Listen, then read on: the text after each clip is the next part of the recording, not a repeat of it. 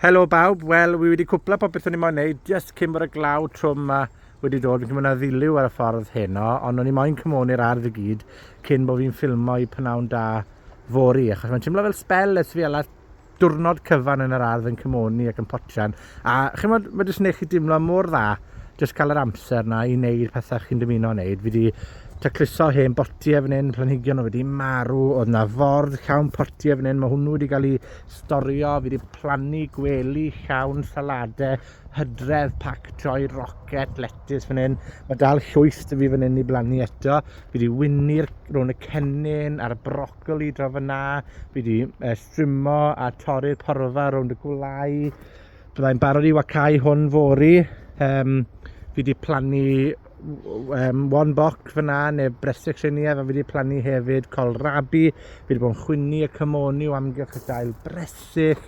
Mae dal angen fi wynnu'r llwybr fan hyn, ond fi'n mynd i wneud hwnna yn y gia pan gael gyfle. Mae tato dy fi fan hyn eto i gynaeafu ac eto i chwynnu fyd. Fi wedi chwynnu'r bwcedi na i gyd a bydd rheina'n barod i storio ar gyfer tatws trwy gydol y geia. Wynnu rhwng fan hyn, mae angen fi gymoni tym bach fyna. Fi wedi bod yn rhoi trefen ar y bainc planhigion fan hyn.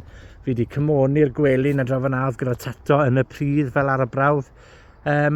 So, mae'n rhaid i weid, fi'n teimlo'n bles dros ben. Fi wedi bod flat out yma, ond fi wedi joio. Fi wedi joio pob munud, a gobeithio bydd yr ardd nawr yn dechrau arafu tym bach, bydd y chwyn ddim yn tyfu mor gyflym, a wedyn byddai'n cael cyfle i sorto'r pisyn canol yma fan hyn.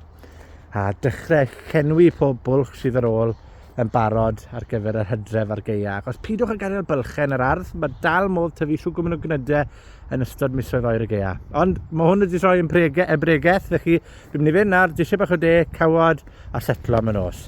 Hwyl!